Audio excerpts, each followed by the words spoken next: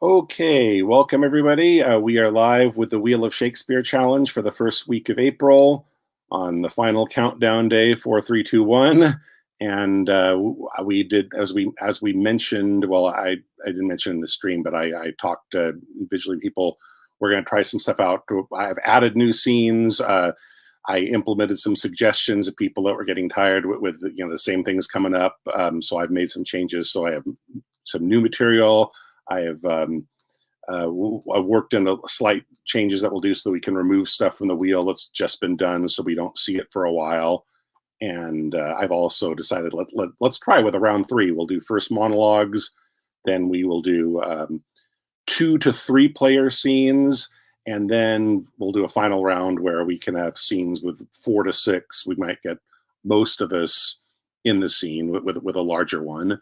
So I've created new wheels for that. So we'll start. Here's the wheel for and here's another change I decided to make with the scenes. Some people were suggesting, why don't we spin the scene first, and then we spin the names of who ends up doing the scene. With the first round of monologues, what I decided to do is I will spin the names first, but it was kind of a difficulty going back and forth between the name wheel and the monologues wheel.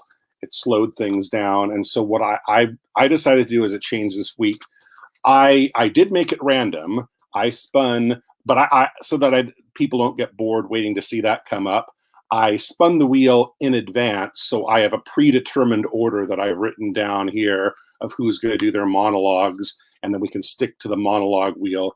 And if you have a request for me to change to you only want to stick to your own gender, that's fine. But I'm going to assume, since most people like to spin the gender neutral wheel, that we're going to stick with that. In fact, the one person who didn't spin that wheel, he said that part of the reason was making it less repetitive, and the other change that I've made this week has eliminated that problem. So anyway, so the order we have here, we have Paul, Danielle, myself, Henry, Alex, Bill, Sheila, Maggie, and Elizabeth. So Paul is not here, but that leaves Danielle, who will be our first player. So Danielle was fun to go first. And Danielle is going to be performing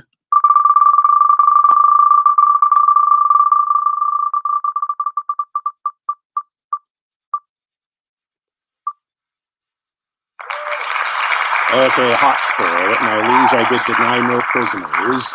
That's good. That's a new one that I put on the wheel for this week. It was an oversight. It should have been there before. So Henry IV, Part 1, Act 1, Scene 3, Hotspur. My liege, I did deny no prisoners.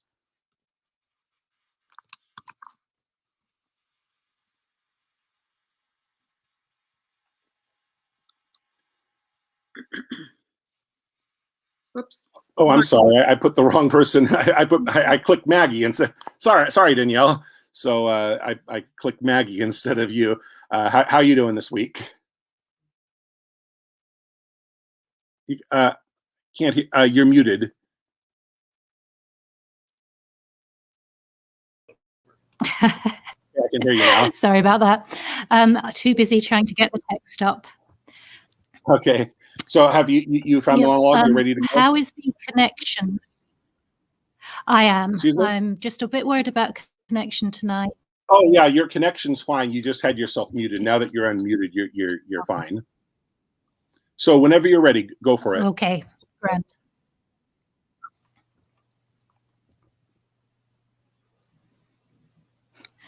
My liege, I did deny no prisoners, but I remember when the fight was done. A lot of voiceover sessions, and I've been behind the mic as well. So in this course, we cover what it takes to produce. I'm very sorry. Okay, sorry about that. Something started running in the background there. I will start again. Apologies.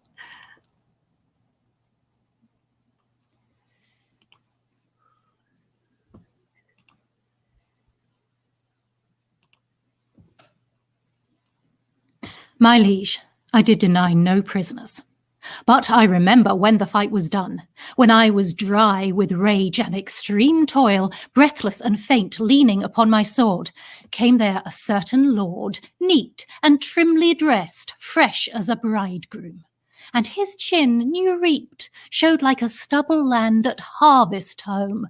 He was perfumed like a milliner, and twixt his finger and his thumb he held a pouncet box, which ever and anon he gave his nose and tooked away again, who therewith angry, when it next came there, took it in snuff, and still he smiled and talked. And as the soldiers bore dead bodies by, he called them untaught knaves, unmannerly, to bring a slovenly, unhandsome course between the wind and his nobility. With many holiday and lady terms, he questioned me. Amongst the rest, demanded my prisoners in your majesty's behalf. I then, all smarting with my wounds, being cold, to be so pestered with a popinjay, out of my grief and my impatience, answered neglectingly, I know not what. He should or he should not, for he made me mad. To see him shine so brisk and smell so sweet and talk so like a waiting gentlewoman of guns and drums and wounds, God save the mark, and telling the sovereignest thing on earth was parmacetti for an inward bruise, and that it was great pity, so it was, this villainous saltpeter should be digged out of the bowels of the harmless earth, which many a good tall fellow had destroyed so cowardly. And but for these vile guns, he would himself have been a soldier.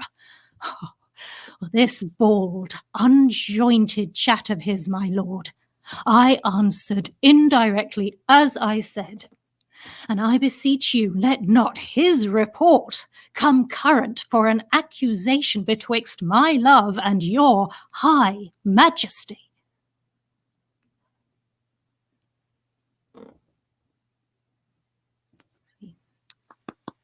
Okay, very nice, Danielle. Sorry about the hiccups at the start. It happens. Okay, so I am up next, and then Henry is on deck after me. So I will now perform.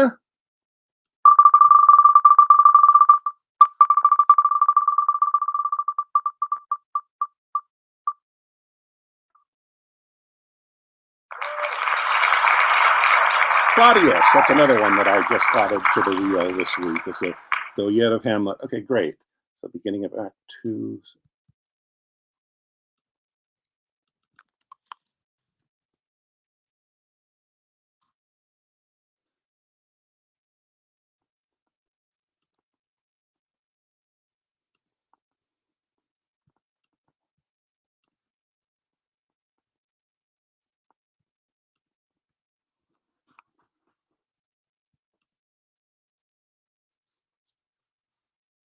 Though yet of Hamlet, our dear brother's death, the memory be green, and that it us befitted to bear our hearts in grief, and our whole kingdom to be contracted in one brow of woe. Yet so far hath discretion fought with nature, that we with wisest sorrow think on him, together with remembrance of ourselves. Therefore, our sometime sister, now our queen, the imperial jointress to this warlike state, here we, as 'twere with a defeated joy, with an auspicious and a dropping eye, with mirth and funeral, and with dirge and marriage, in equal scale, weighing delight and dole, taken to wife. Nor have we herein barred your better wisdoms, which have freely gone with this affair along, for all our thanks. Now follows that you know, young Fortinbras, holding a weak supposal of our worth, are thinking of our late dear brother's death, our state to be disjoint and out of frame, colleagued with the dream of his advantage. He hath not failed to pester us with message, importing the surrender of those lands lost by his father, with all bonds of law, to our most valiant brother. So much for him. Now, for ourself, and for this time of meeting, thus much the business is. We have here writ to Norway, uncle of young Fortinbras, who, impotent and bedrid, scarcely hears that his nephew's purpose to suppress his further gait herein, in that the levies, the lists, and full proportions are all made out of his subject. And we here dispatch you, good Cornelius, and you, Voltimand, for bearers of this greeting to old Norway, giving to you no further personal power to business with the king, more than the scope of these deleted articles allow. Farewell, and let your haste commend your duty.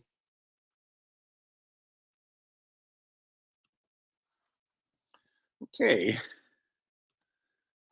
was fun doing that new edition. And we have Henry up next. Henry with us. Okay, and Henry will perform. So now I have the feature. So I just did that one, so we'll remove it. We'll put it on the temporarily retired list to come back later. And we'll shuffle and spin again. We're spinning for Henry. And Alex is on deck. Henry, then Alex is up next. Benedict, beginning of Act 2, Scene 3, and Much Ado About Nothing. Starts with I do much wonder.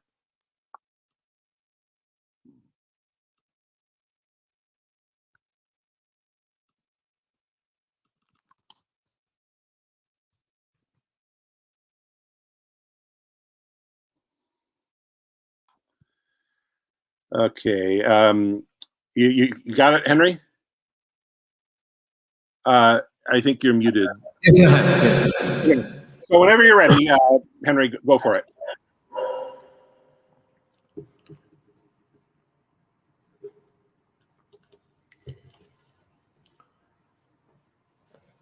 I do much wonder that one man, seeing how much another man is a fool when he dedicates his behaviors to love, will, after he hath laughed at such shallow follies in others, become the argument of his own scorn by failing in love. And such a man is Claudio. I have known when there was no music with him but the drum and the fife, and now had he rather hear the tabor than the pipe. I have known when he would have walked 10 miles afoot to see a good armor, and now he will lie 10 nights awake, carving the fashion of a new doublet. He was wont to speak plain and to the purpose, like an honest man and a soldier, and now he is turned orthography. His words are a very fantastical banquet, just so many strange dishes. May I be so converted and see with these eyes? I cannot tell. I think not. I will not be sworn, but love may transform me to an oyster. But I'll take my oath on it, till I have made an oyster of me. He shall never make me such a fool. One woman is fair, yet I am well. Another is wise, yet I am well. Another virtuous, yet I am well. But till all graces be in one woman shall not come in my grace. Rich she shall be, that's certain wise, or I'll none. Virtuous, or I'll never cheapen her. Fair, or I'll never look on her. Mild, or come not near me. Noble, or not I for an angel. Of good discourse, an excellent musician, and her hair shall be of what colour it pleases God. Ha! The prince and Monsieur Love. I will hide me in the arbour.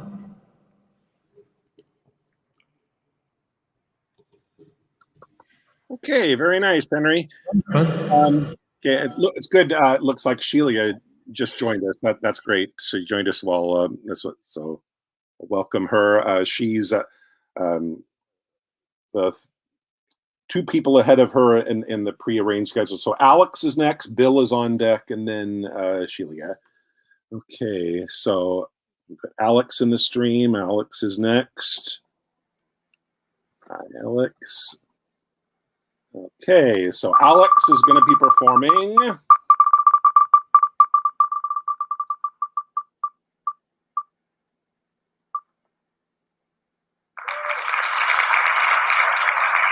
Portia, The Quality of Mercy is not strained. Act 4, Scene 1, Merchant of Venice. All right. The Quality of Mercy. Okay, I have it. Okay, whenever you're ready, go for it. The quality of mercy is not strained. It dropped as the gentle rain from heaven upon the place beneath. It is twice blessed. It blessed him that gives and him that takes. 'Tis mightiest in the mightiest. It becomes the throned monarch better than his crown. His scepter shows the force of temporal power, the attribute to awe and majesty, wherein doth sit the dread and fear of kings. But mercy is above this sceptred sway. It is enthroned in the hearts of kings. It is an attribute to God himself. And earthly power doth then show likest gods, when mercy seasons justice.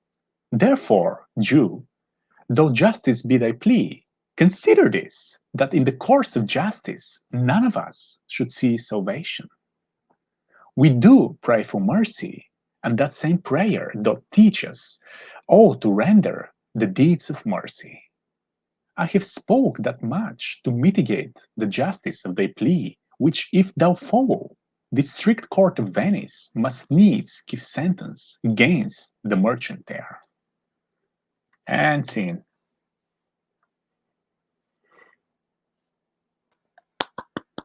Okay, very nice, Alex.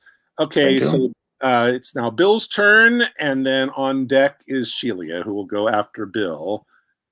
Okay, Bill is going to do...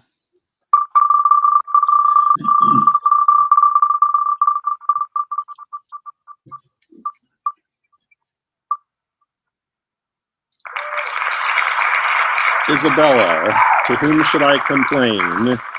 Measure for Measure, Act 2, Scene 4, about 170 lines in. Am I on? Yeah. Okay. Act 2, Scene 4. And the first words are, who shall I complain to? I believe I think it's to whom should I complain? I got it. Okay.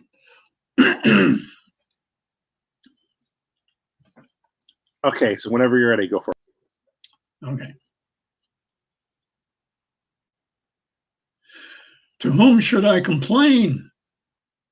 Did I tell this, who would believe me? Oh, perilous mouths that bear in them one and the self-same tongue, either condemnation or a proof, bidding the law make curtsy to her will, hooking both right and wrong to the appetite, to follow as it draws. I'll to my brother, though he hath fallen by prompture of the blood, yet hath he in him such a mind of honor that had he 20 heads to tender down on 20 bloody blocks, he'll yield them up before his sister should her body stoop to such a hard pollution.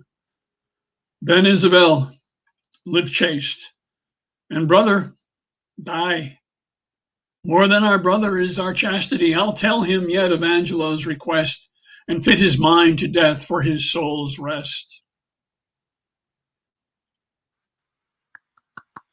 Okay, very good. So we have Sheila is up next.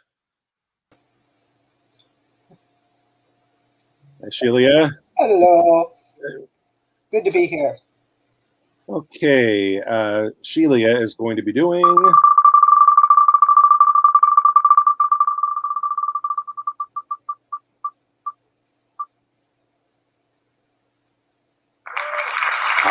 Love this one. Dogberry. Dost thou not scene 2. You are an ass. If you want me to give you the cue, I'll do that. You can launch into it. Oh, well, give me a little bit of background on what is going on. What was it? That was Act 4, Scene 2? This is the interrogation, and Dogberry is the bumbling, Keystone cop, and, notorious for his misspeaking and saying words the wrong way, and he thinks he's so freaking smart. And so so I've just said, you are, and he's so amused by the fact that he just called him an ass, and he's going to make fun of it, or maybe he takes it as a compliment or whatever, because he's such an idiot. Oh, all right. That sounds good. Okay. So anyway, I'll give you your cue when you are an ass. Dost thou not suspect my place? Dost thou not suspect my years? Oh, that he were here to write me down an ass. But masters, remember that I am an ass. Though it be not written down, yet forget not that I am an ass. No, thou villain, thou art full of piety, as shall be proved upon thee by good witness. I am a wise fellow, and which is more an officer, and which is more a householder, and which is more as pretty a piece of flesh as any is in Messina, and one that knows the law. Go to, and a rich fellow enough, go to, and a fellow that hath had losses, and one that hath 2 gowns, and everything handsome about him. Bring him away. Oh, that I had been writ down an ass. I love that one. That was fun. Yeah, it's such a fun character.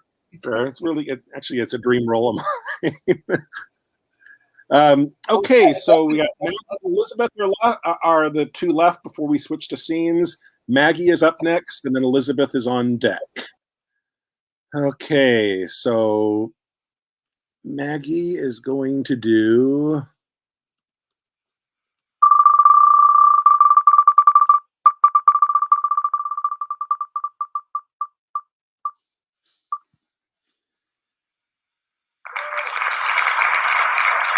Friar Lawrence. Yeah, that's the gray. Starts with the gray art. The top of Act 2, Scene 3. I just added that one to the wheel this week.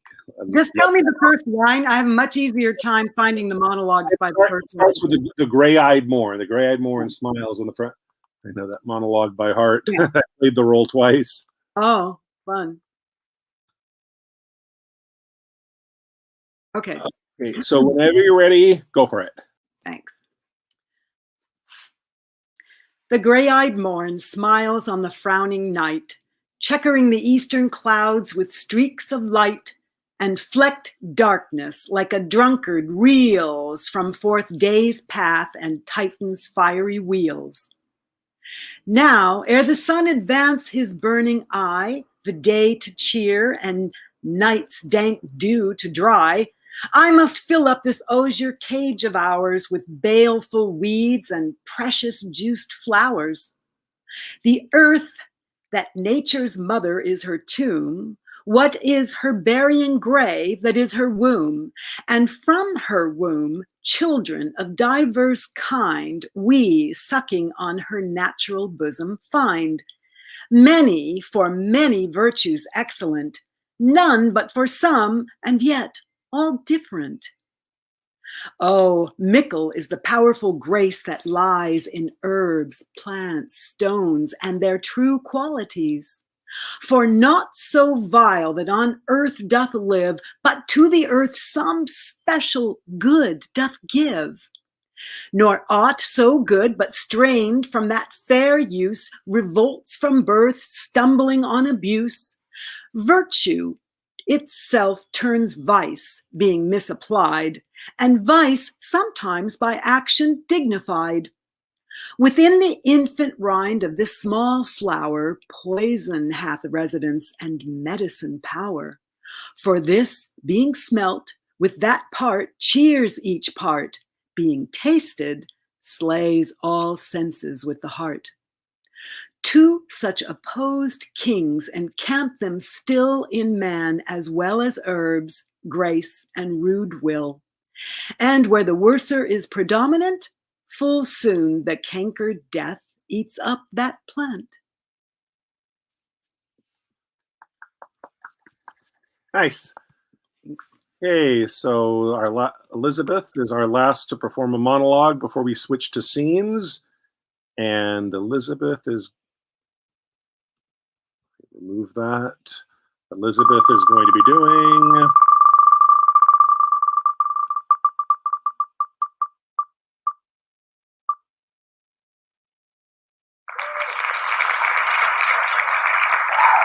Titus Andronicus, camera. So it begins with Act 1, Scene 1, very long scene. Darn, I should have got the. Hope Okay. you can. I'm pretty sure that's the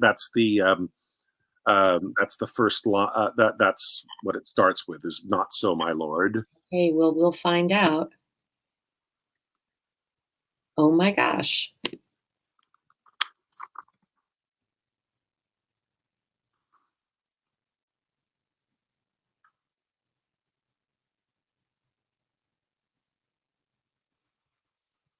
Hold on one second.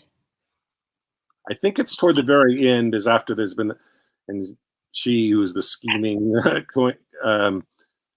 villainous, she's playing the role of the track, like that she's the peacemaker. I believe that's. Oh yeah, got it. Okay, great. So whenever you're ready, go for it. Okay. All right. Not so, my lord. The gods of Rome forfend. I should be author to dishonor you. But on mine honor, dare I undertake, for good Lord Titus's innocence in all, whose fury, not dissembled, speaks his griefs. Then at my suit, look graciously on him. Lose not so noble a friend on vain suppose, nor with sour looks afflict his gentle heart. My lord, be ruled by me, be one at last. Dissemble all your griefs and discontents. You are but newly planted in your throne, lest then the people and patricians too, upon a just survey, take Titus's part, and so supplant you for ingratitude, which Rome reputes to be a heinous sin. Yield at entreats, and then let me alone. I'll find a day to massacre them all and raise their faction and their family, the cruel father and his traitorous sons, to whom I sued for my dear son's life, and make them know what 'tis to let a queen kneel in the streets and beg for grace in vain. Come, come, sweet emperor, come, Andronicus. Take up this good old man, and cheer the heart that dies in tempest of thy angry frown. Oh, See. Awesome. Okay, so we now have the wheel for monologues with 2 to 3. I've added some that have 3 players in this. So 2 to 3, and then we'll eliminate the names from the wheel as they get performed. Our first 2 to 3 person scene is going to be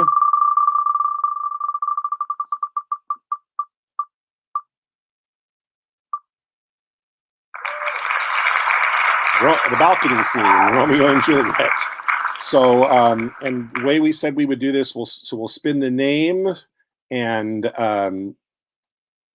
of who's going to do it, and they can call the roll. The first name spun can choose. So I'm going to remove that. So, and then let me save that. So.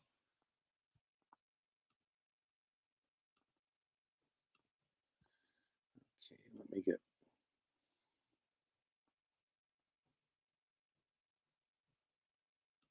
Here's names. Okay, so the Romeo and Juliet balcony scene will be done by Bill.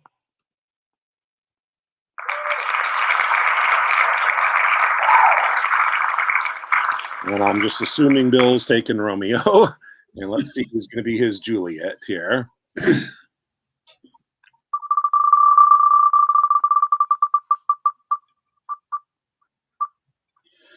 Henry.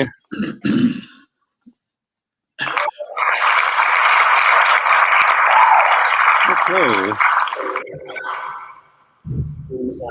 I believe that this is where nurse interjects here, but you can skip that to keep the theme flowing. Title.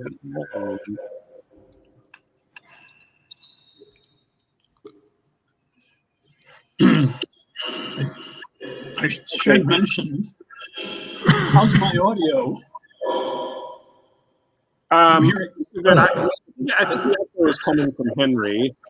I'm hearing a lot of feedback, and I can hardly understand what's being said. Even myself, I can't understand what I'm saying. Try it again. See if it's I'll mute myself. See if it's coming through me. Testing. Yeah, that makes a difference. Yeah. I'll turn my. How's it now? There was a lot of echo during your monologue, too. How's it now, Bill? If you Testing. Sounds all right at the moment. Okay. So whenever you get the two of you are ready, go for it. Well, I did want to mention that I had the pleasure of doing this scene with Danielle a couple of weeks ago. Okay. Would the two of you like to spin again? Well, I don't mind doing the scene again. I was just going to say it's going to be a little more challenging with Henry as Juliet. Danielle made it easy. Okay. Well, let's see how it goes. Okay.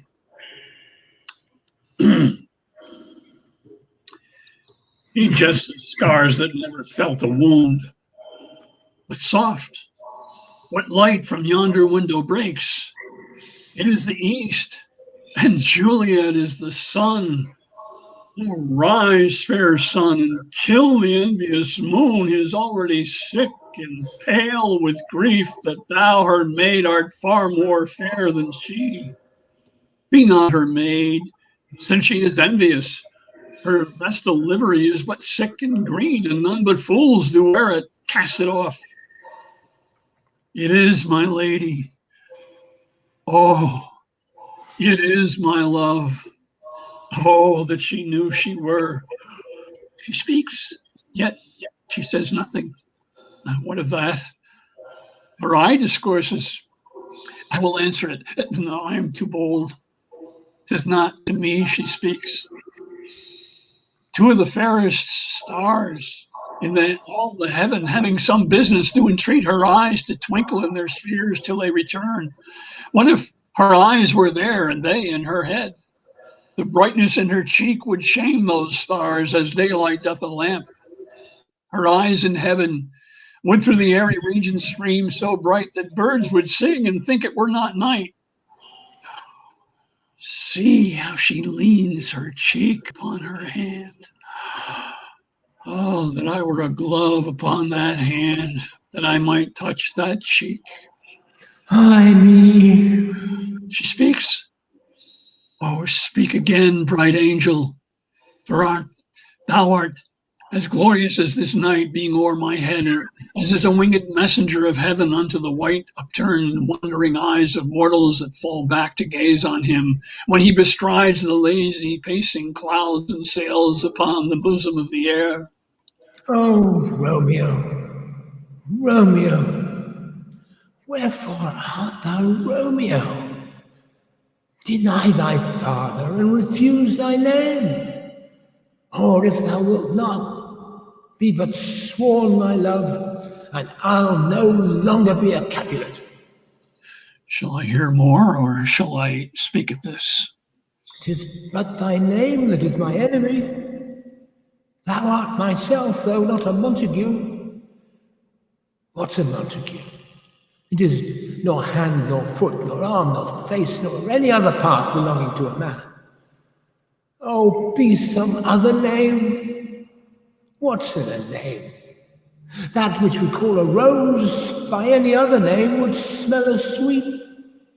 Oh, so Romeo would, were he not Romeo called, retain that dear perfection which he owes without that title. Romeo, doff thy name, and for thy name, which is no part of thee, take all myself. I take thee at thy word. Call me but love, and I'll be new baptized. Henceforth I never will be Romeo. What man art thou that thus bescreened in night, so stumblest on my counsel? By a name I know not how to tell thee who I am. My name, dear saint, is hateful to myself, because it is an enemy to thee. Had I it written, I would tear the word. My ears have not yet drunk 100 words of that tongue's utterance, yet I know the sound. Art thou not Romeo and a Montague? Neither, dear saint, if either thee dislike. How camest thou hither? Tell me, and wherefore? The orchard walls are high and hard to climb, and the pace of death, considering who thou art, if any of my kinsmen find thee here. With love's light wings did I o'erperch these walls, for stony limits cannot hold love out. What love can do that dares not love attempt. Therefore, thy kinsmen are no let to me. If they do see me, they will murder thee. Alack, there lies more peril in thine eye than 20 of those swords. Look thou but sweet, and I am proof against their enmity. I would not for the world they saw thee here. I have night's cloak to hide me from their sight. And but thou love me, let them find me here. My life is better ended by their hate than death prorogued, wanting of thy love. By whose direction foundst thou out this place? By love, who first did prompt me to inquire. He lent me counsel, and I lent him eyes. I am no pilot, yet wert thou as far as that vast shore washed with the farthest sea, I would adventure for such merchandise. Thou know'st the mark of night is on my face, else would a maiden blush, paint my cheek. For that which thou hast heard me speak tonight, fain would I dwell on form, fain deny what I have spoke, but farewell compliment. Dost thou love me? I know thou wilt say aye, and I will take thy word, yet if thou swearest, thou mayst prove false. At lovers' perjuries, they say, Jove laughs. O gentle Romeo, if thou dost love, pronounce it faithfully. Or if thou thinkst I am too quickly won, I'll frown and be perverse and say thee nay, so thou wilt woo. But else, not for the world. In truth, fair Montague, I am too fond, and therefore thou mayst think my behaviour light. But trust me, gentlemen, I'll prove more true than those that have more cunning to be strange. I should have been more strange, I must confess, but that thou overhearst, ere I was ware, my true love's passion. Therefore pardon me, and not impute this yielding to light love, which the dark night hath so discovered. Lady, by yonder blessed moon I swear that tips with silver all these fruit tree tops. Oh, swear not by the moon, the inconstant moon that monthly changes in her circled orb, lest thou thy prove likewise variable. What shall I swear by? Oh, do not swear at all, or if thou wilt, swear by thy gracious self, which is the God of my idolatry, and I'll believe thee. If my heart's true love... Well, do not swear. Although I joy in thee, I have no joy of this contract tonight.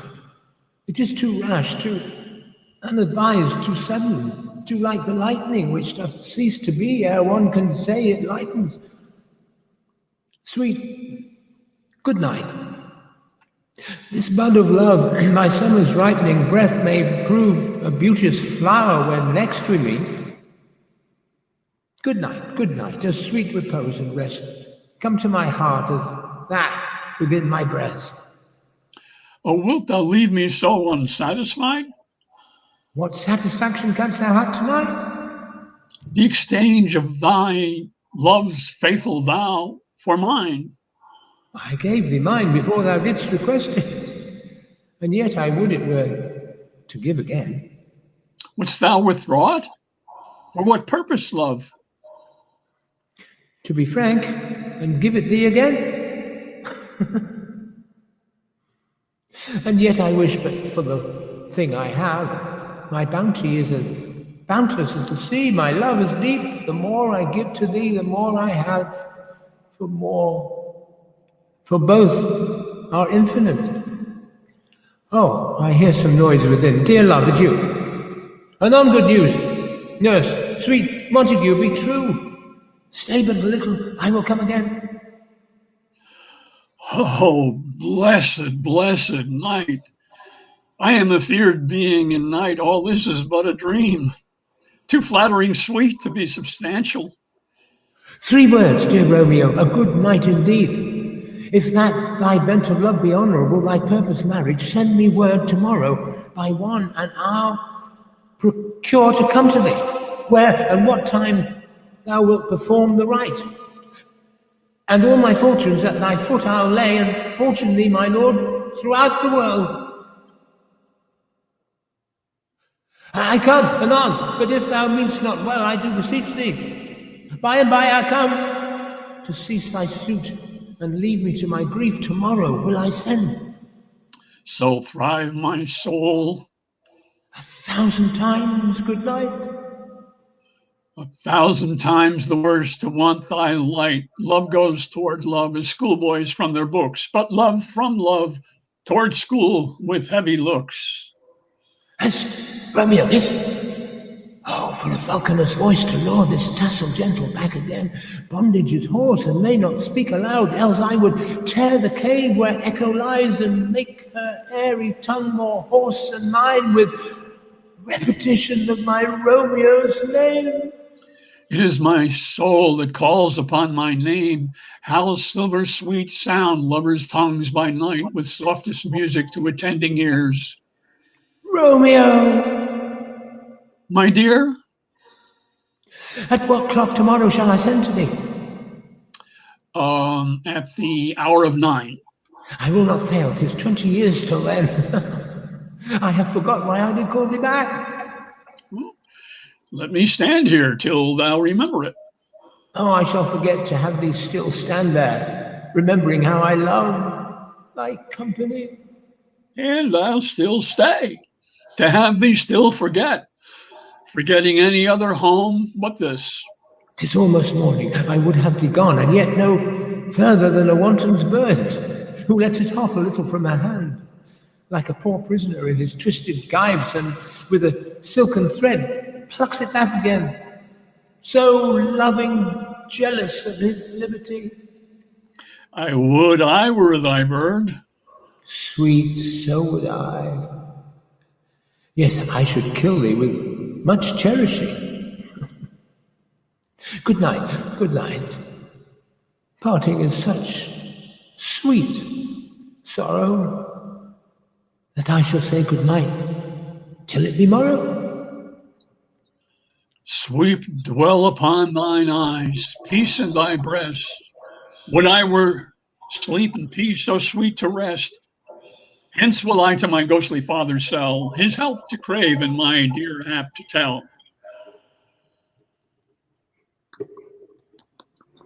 That was great. I love that. Thank you, Bill. Really interesting that, this is the first week where we decided to try Let's Not Worry Too Much, since nobody seemed to mind gender. And of all the scenes to come up, the first time we decided to experiment with not caring what gender got assigned. Well, I'm happy. Actually, I've been doing a few female female parts recently, and it's so interesting to see what happens, how it turned out. That was fun. Yeah, it's fun to watch too. Okay, so our next small scene is going to be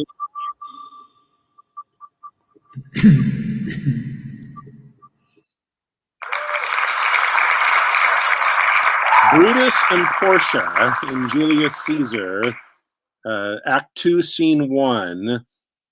Brutus and Portia, and that will be. Let's go back. So the remaining players who haven't been removed yet will be.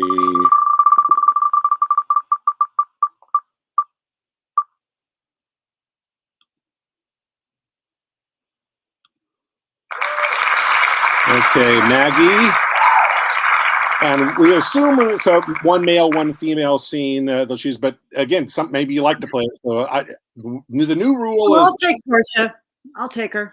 Okay, so the first so from now the rule is going to be the first name that's spun gets first choice.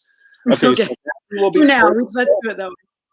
Maggie will be Portia, and her Brutus will be.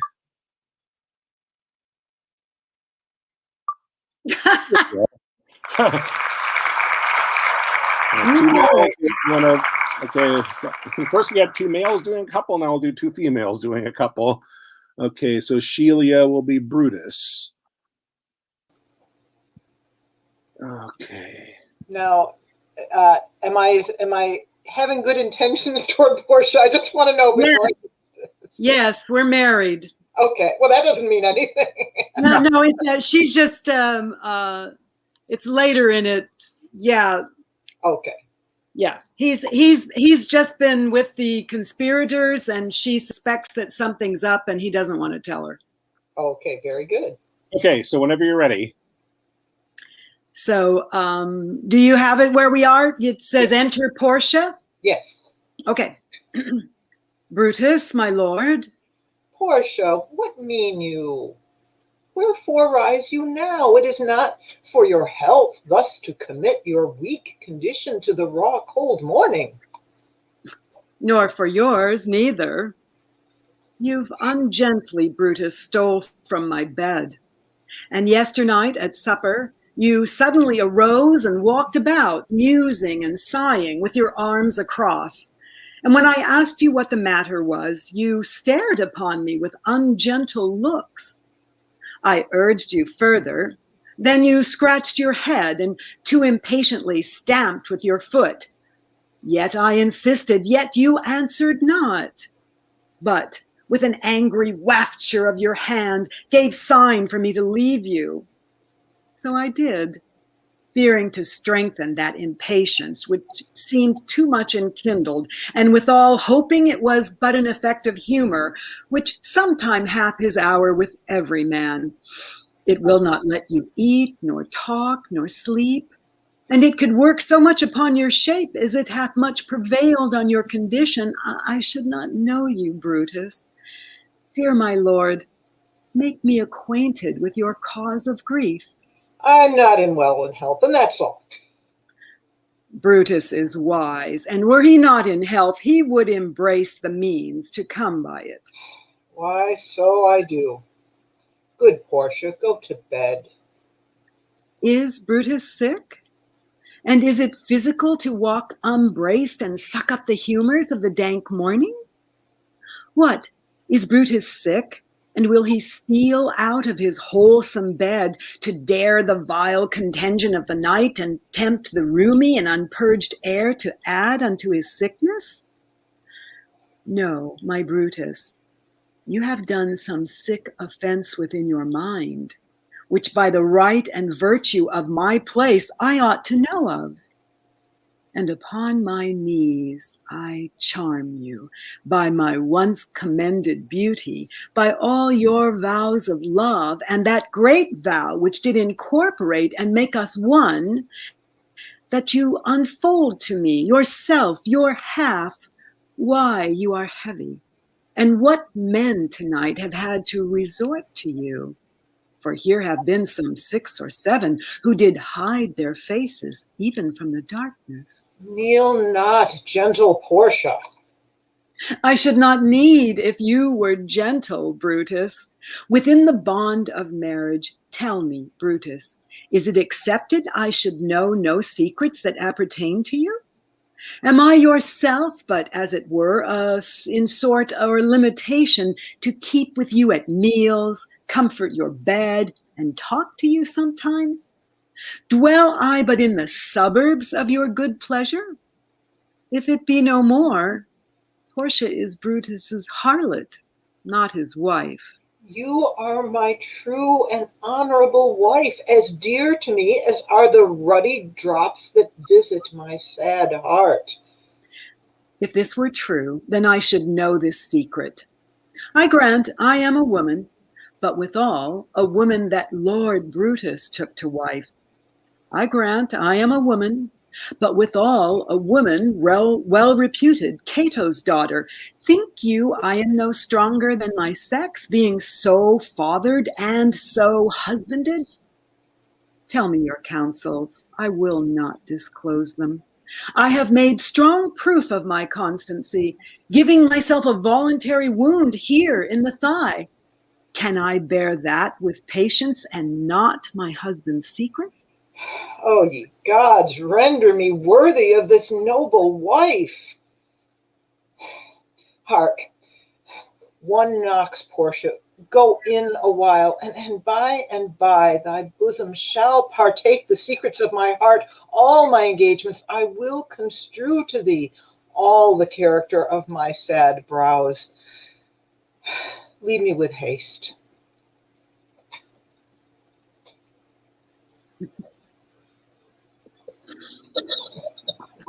Okay, very nice. Okay, so our next scene will be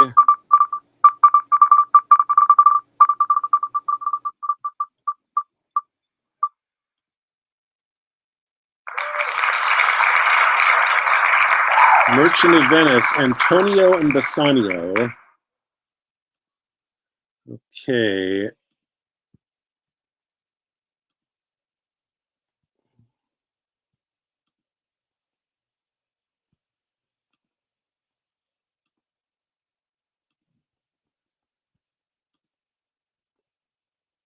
And okay, the first person doing that scene will be Elizabeth.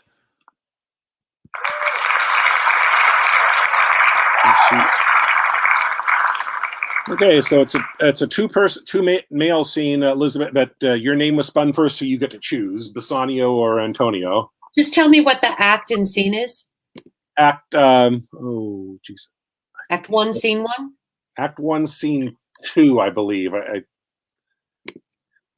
Antonio and where he's explaining his plan to go to the Belmont. Okay. And Elizabeth will perform with, think about if there's, you don't, okay, with me. Okay. So Alex and Daniel will be and Danielle will be the Act 1, okay. Scene before we do the big one. So I'll find it here.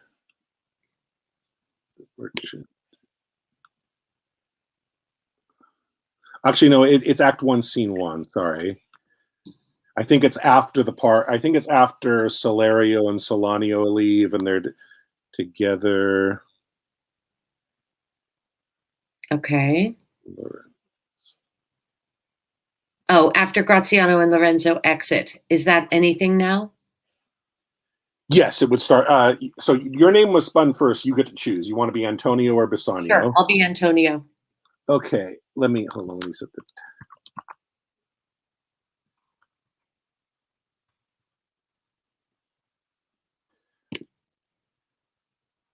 You ready? Okay, so yeah, it's your cue. Okay. Is that anything now? Graziano speaks an infinite deal of nothing, more than any man in all Venice. His reasons are as 2 grains of what hid in the bushels of chaff. You shall seek all day ere you find them. When you have them, they are not worth the search. Well, tell me now what lady is the same to whom you swore a secret pilgrimage that you today promised to tell me of? 'Tis not unknown to you, Antonio. How much I have disabled mine estate by something showing a more swelling port than my faint means would grant continuance. Nor do I now make moan to be abridged from such a noble rate. But my chief care, wherein my time something too prodigal hath left me gauged.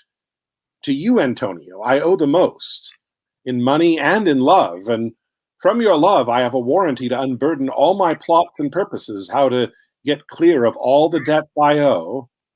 I pray you, good Bassanio, let me know it. And if it stand as you yourself still do, within the eye of honor, be assured my purse, my person, my extremest means lie all unlocked to your occasions. In my school days, when I had lost one shaft, the self-same way with more advised watch, to find the other fourth. And by adventuring both, I oft found both. I urge this childhood proof, because what follows is pure innocence. I owe you much, and like a willful youth, that which I owe is loss. But if you please to shoot another arrow that self way which you did shoot the first, I do no doubt, as I will watch the aim, or to find both, or bring your later hazard back again, and thankfully rest debtor for the first. You know me well, and herein spend but time to wind about my love with circumstance. And out of doubt you do me now more wrong in making question of my uttermost than if you had made me waste of all I have. Then do but say to me what I should do, that in your knowledge may by me be done. And I am pressed unto it. Therefore speak. In Belmont is a lady richly left, and she is fair, and fairer than that word of wondrous virtues. Sometimes from her eyes I did receive fair speechless messages. Her name is Portia, nothing undervalued to Cato's daughter, Brutus's Portia, nor is the wide world ignorant of her worth. For the 4 winds blow in from every coast renowned suitors, and her sunny looks hang on her temples like a golden fleece, which makes her seat of Belmont's Colchis stand. And many Jasons come in conquest of her. Oh, my Antonio, had I but the means to hold a rival place with one of them, I have a mind presages me such thrift that I should questionless be fortunate. Thou knowest that all my fortunes are at sea. Neither have I money nor commodity to raise a present sum. Therefore go forth.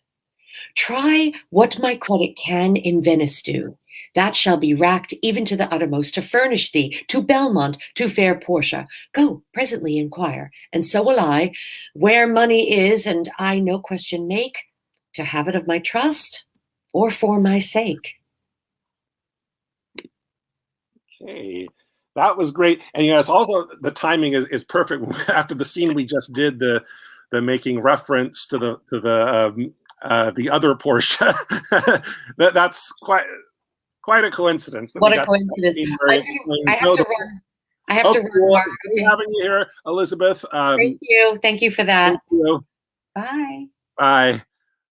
So yeah, that's great that we made reference to the other Portia, to the Portia in Merchant of Venice, making comparison to the Brutus's Portia.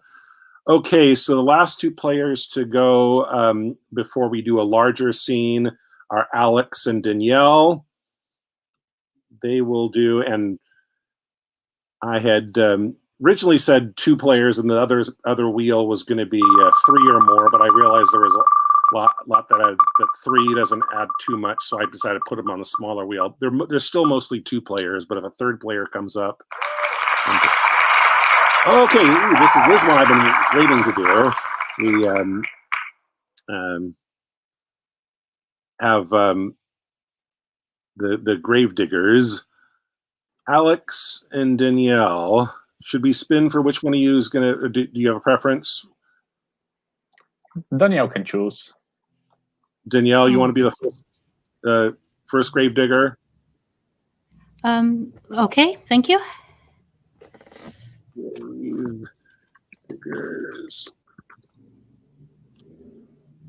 That's Act 5, Scene 1. I think it's the very beginning. So whenever you guys are ready, go ahead and start us. I have it. You have it, yay. Is she to be buried in Christian burial that wilfully seeks her own salvation? I tell thee, she is. Therefore, make her grave straight. The crowner hath sat on her, and finds it Christian burial. Well, how can that be, unless she drowned herself in her own defence? Why, 'tis found so. It must be set offendendo. It cannot be else. For here lies the point. If I drown myself wittingly, it argues an act, and an act hath 3 branches. It is to act, to do, to perform. Argo, she drowned herself wittingly. Nay, but hear you, good man Delver. Give me leave. Here lies the water. Good. Here stands the man. Good. If the man go to this water and drown himself, it is willy-nilly he goes. Mark you that. But if the water come to him and drown him, he drowns not himself. Argle, he that is not guilty of his own death shortens not his own life. But is this law? Aye, Marius, Crowner's quest law. Will you hear the truth, and? If this had not been a gentlewoman, she would have been buried out a Christian burial.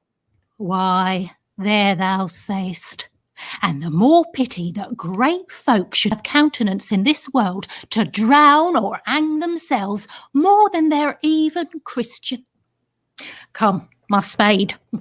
There is no ancient gentleman, but gardeners, ditchers, and grave makers. They hold up Adam's profession. Was he a gentleman? He was the first that ever bore arms. Why, he had none. What, art a heathen? How dost thou understand the scripture? The scripture says Adam digged. Could he dig without arms? I'll put another question to thee. If thou answered me not to the purpose, confess thyself. Go to. What is he that builds stronger than either the mason, the shipwright, or the carpenter? The gaol maker, for that frame outlives 1,000 tenants. I like thy wit well. In good faith, the gallows does well. But how does it well? It does well to those that do ill. Now, thou dost ill to say the gallows is built stronger than the church.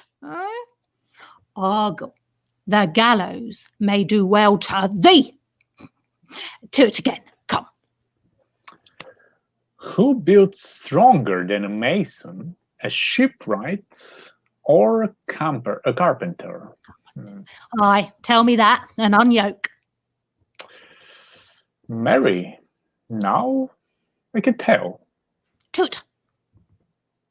Mass, I cannot tell. Cudgel thy brains no more about it, for your dull ass will not mend his pace with beating. And when you are asked this question next, say, a grave maker. The houses that he makes last till doomsday. Yeah. Go get thee to yawn, fetch me a stoop of liquor. In youth when I did love, me thought it was very sweet to contract all the time for aim I behove. Oh, me thought there was nothing meet. Scene. Well done. Hey, awesome. Thank you, Alex. We're seeing a lot of, and I really love how we're getting so much new stuff these days. Like we've been spinning a lot of the stuff that I decided to add to the wheel just for more variety. That one is one that's been on the wheel forever, and it just has never been spun until now. So interesting. Okay, so lastly, we will try the exercise where we'll spin a larger scene where it'll be 4 to 6 players. We have 7 people left, so at least one person won't get chosen, and I'll just be part of it. We'll just randomly determine, we'll spin the scene that has a larger number of people in it, and then we'll start spinning the names. First name spun gets first choice of the mini rolls, and then the next name spun will choose from what's left. So the scene that we're going to do as a group today will be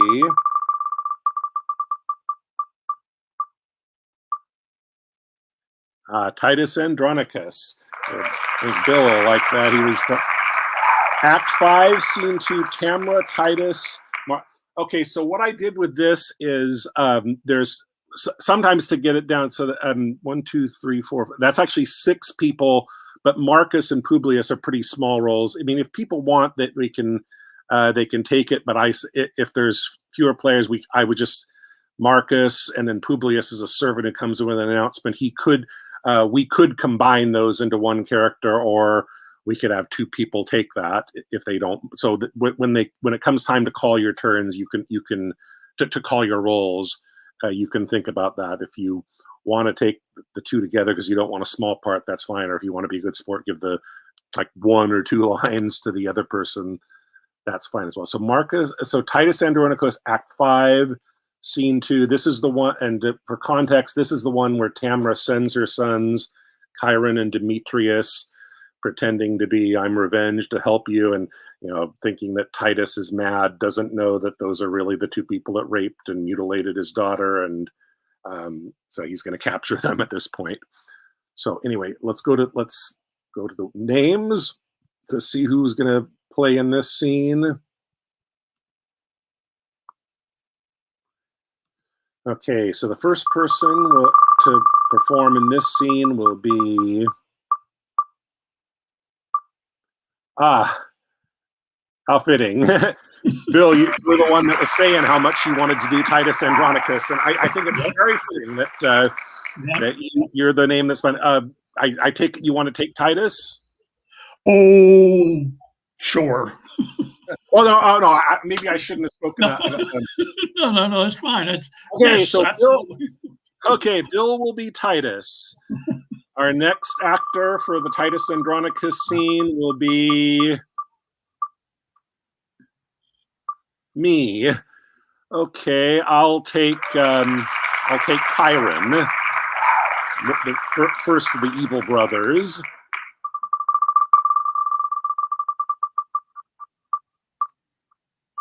Okay, Elizabeth had to leave us, so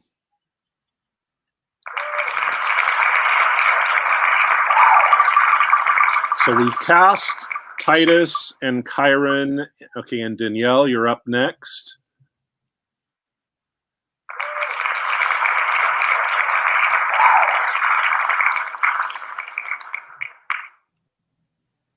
Danielle, what role would you like?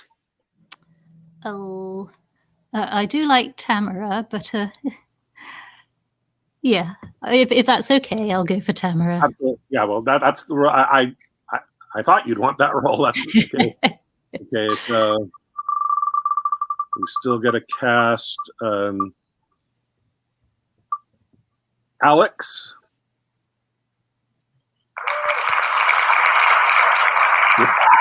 Which roles are left? There's still the other evil brother, Demetrius, or there's I'm combined Marcus and Publius. Publius is a servant. Marcus is Titus's brother. Okay, I'll take Demetrius then. Okay, so Demetrius. And lastly, the 2 very small parts that we'll combine will be Paul that wasn't here today either. I should have taken him off.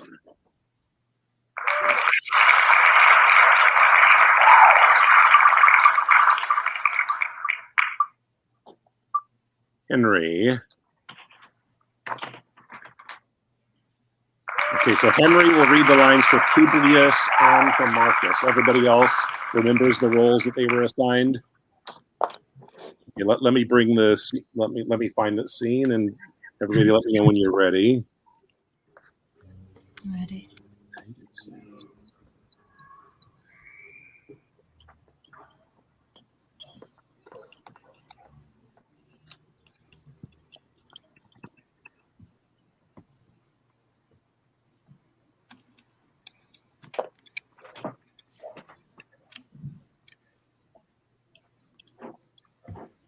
Okay, so Tamara starts.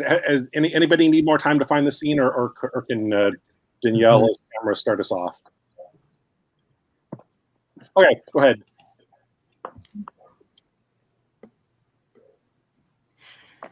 Thus, in this strange and sad habiliment, I will encounter with Andronicus, and say I am Revenge, sent from below to join with him and right his heinous wrongs.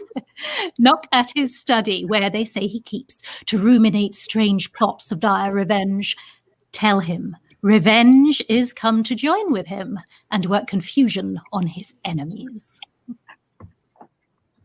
Who doth molest my contemplation?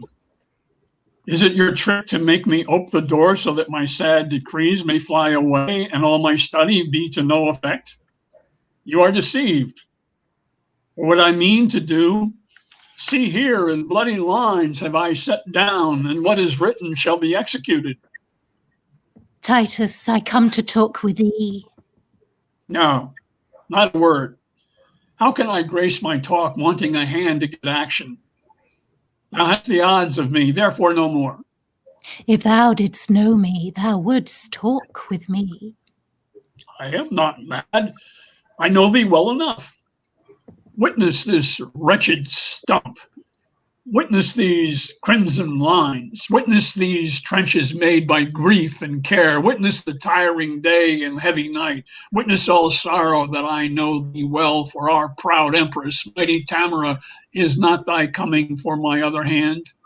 No, thou sad man, I am not Tamara.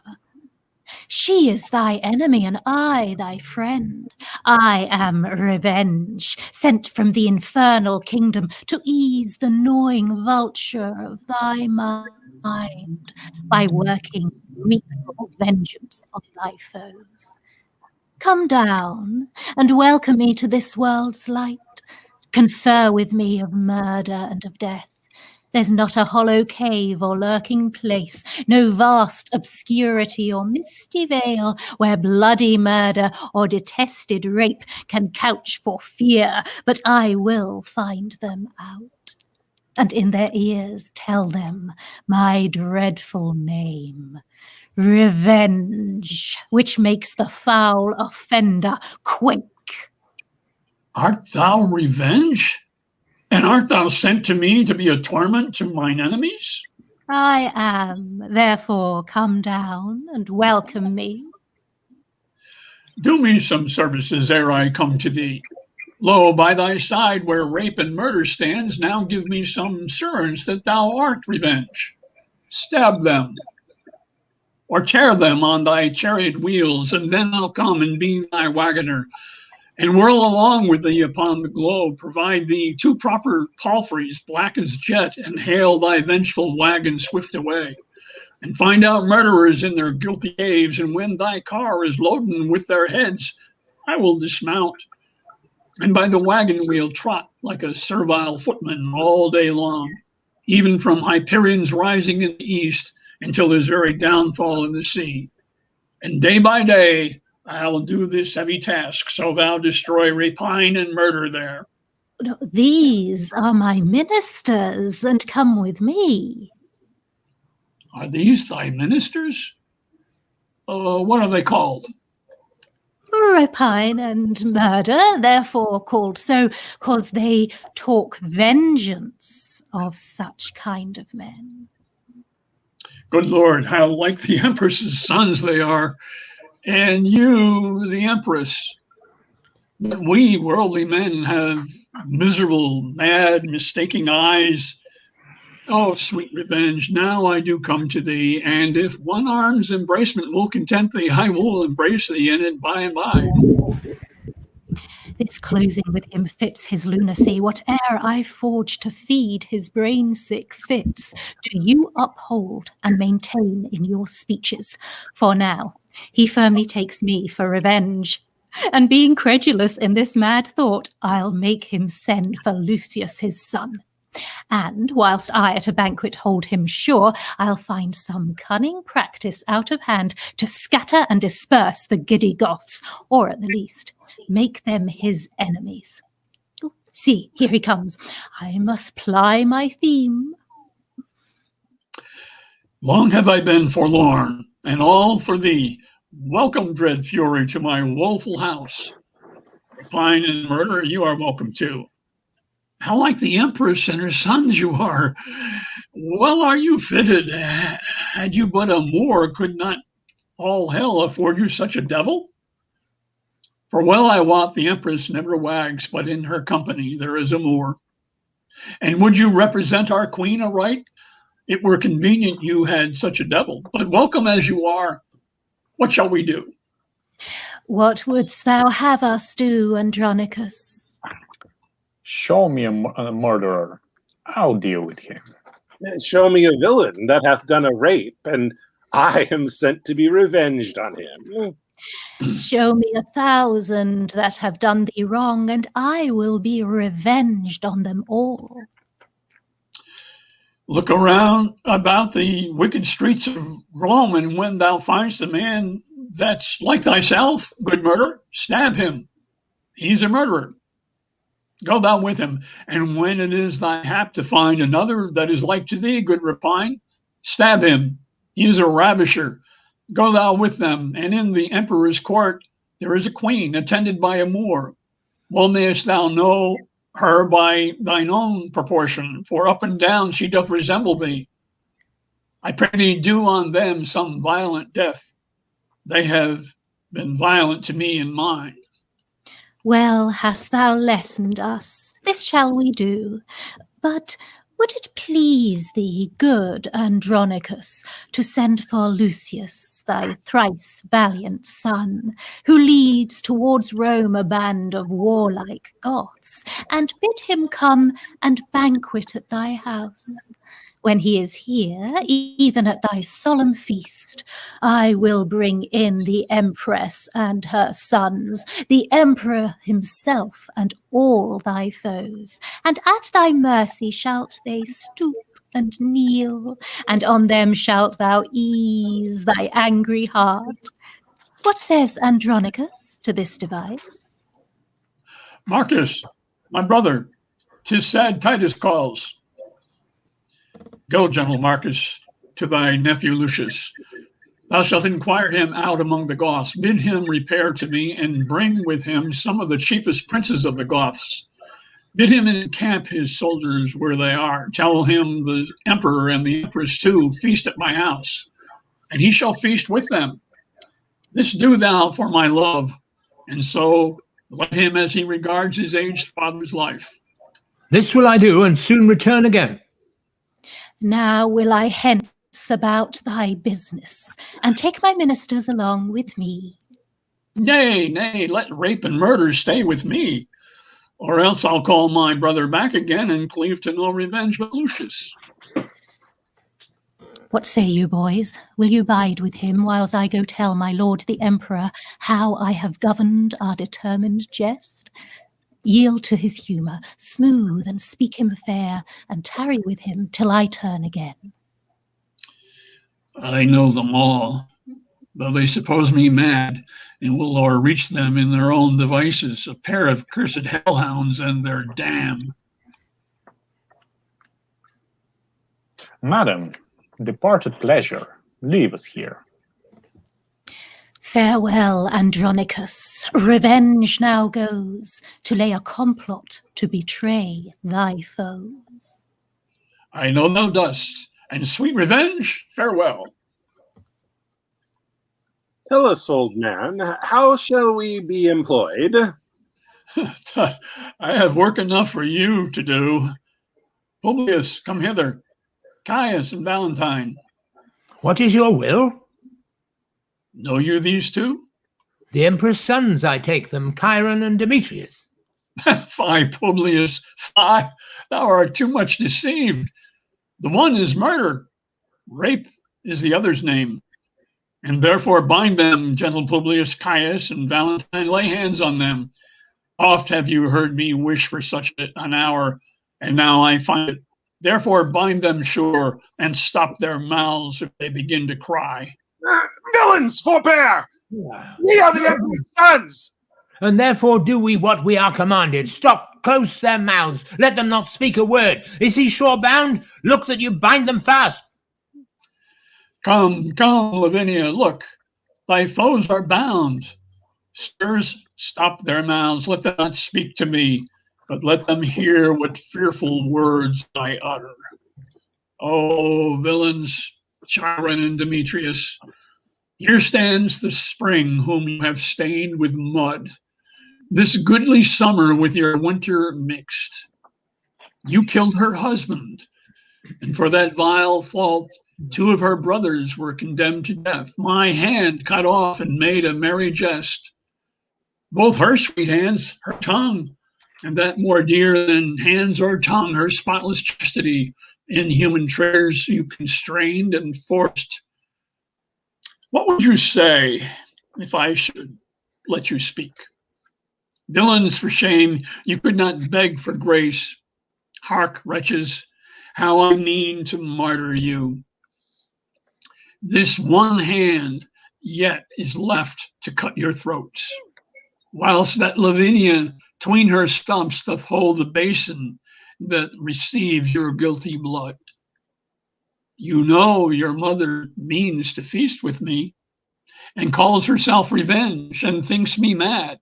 Hark, villains, I will grind your bones to dust, and with your blood I'll make a paste, and of the paste a coffin I will rear, and make 2 pasties of your shameful heads, and bid that strumpet your unhallowed dam, like to the earth, swallow her own increase. This is the feast that I have bid her to, and this the banquet she shall surfeit on. For worse than Philomel, you used my daughter, and worse than Progny, I will be revenged. And now prepare your throats. Lavinia, come, receive the blood, and when that they are dead, let me grind their bones to powder skull, and with this hateful liquor temper it. And in that paste, let their vile heads be baked. Come, come, be every one officious, and make this banquet, which I wish may prove more stern and bloody than the centaur's feast. So now bring them in, for I'll play the cook, and see them ready 'gainst their mother comes.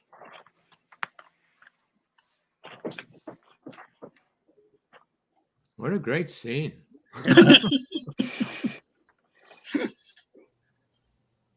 I just the one that was great, and I see that one of I think why I like having this edition is because I hope everybody else did too and want to continue doing this, is because when we limited it to 2-player scenes, there were so many good scenes like this that we weren't able to do because they didn't work without adding a couple other actors. But invariably, as this scene showed, this was mostly a Titus and a Tamra scene, and then a couple other actors that just had a few lines, and that wouldn't be fair. But since everybody else, we already spun the 2 or 3 player wheel where everybody else got to play a decent role, now it's okay to have a scene where, and then randomly some people get big parts and some people get the small parts. So I hope you guys liked it. And, I noticed that Danielle, when you finished, exited, you took yourself out of the stream. Were you, I didn't know, I thought I was the only one that could put people in or out of the stream. Yeah, it took me a moment to notice, but on the little bit where it tells you if you're in the show or not and shows you your own visual, if you've got the camera on, there are 3 dots top right of that image. And when I clicked on that, it gave me that option. So I hoped it was all right, because it means that the rest of you got bigger on screen. Yeah, in fact, that's good. That's what I was doing. That's what I would have preferred. I wanted to have, if you're off stage, you keep yourself out, and then as soon as it says enter your character, you would then immediately put yourself in. And when I have to concentrate on acting and so forth, I can't be doing that and acting at the same time. But I thought that was going to be a problem, the fact that only the host is able to take people out and put them in. So therefore, I wonder if we can actually. Did Sheila just check? Or yeah, I don't know if we can bring ourselves in. I know I can remove from stream. Shall I just try it and then see if I can bring myself back? Yeah, try that, because I'm interested. Because if you can, that would be very interesting. If in the future, when we do these multiplayer scenes, if based on when you enter or exit, you can put yourself in and out.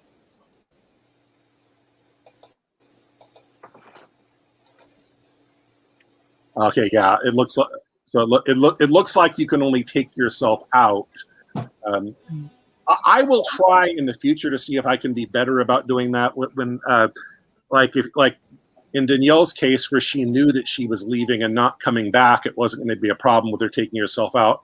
Or if I might be able to go back and be responsible for putting people into the stream, knowing that it will be their job to take themselves out. But it's just something to think about. That will be better if it's a 5-person scene, but there's only 2 people on stage at this moment, so might as well make them bigger. And another option is turning off your camera and turning it back on. Well, yeah, you can turn your camera off, but you still take up space. Yeah. It'll be blank. But yeah, at the very least, you can turn yourself off so that we know that you're not in the. So that we know that only the people that we can see, you turn your camera off, so we know that only the people we can see are the people that are on stage at this time. So overall, what did everybody? We like this new edition. We want to keep doing it in the future. It's just a little. It's a lot longer this way. So there might be a way of kind of juggling the time to do a couple of scenes with just 2 and then the bigger scenes somehow. Yeah, that's what like Elizabeth couldn't stay that long, and yeah, that's fine. We had fewer people to spin from, and Sheila. If you don't do everybody doing 2 in a scene, you could probably still keep it to the hour in case that's an issue for people. Yeah, so you could have a couple of 2-person scenes and then maybe 1. Anyway, would it make sense to do the monologues then the big scene, and you'll know who hasn't done anything, and then have double scenes for them? I like that. That could be interesting. Maybe we should switch round 2 and 3 from now. We'll say the big scene will be round 2, and then maybe the people that didn't get a part or had a small part. At the smallest parts in the big scene can be the first people to go or get first. Let me think about that. Yeah, how we work that out. That's a good idea.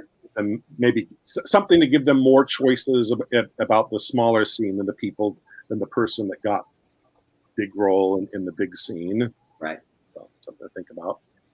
Okay, well. All right. Thanks, everybody. I liked it today. Yay, thank you.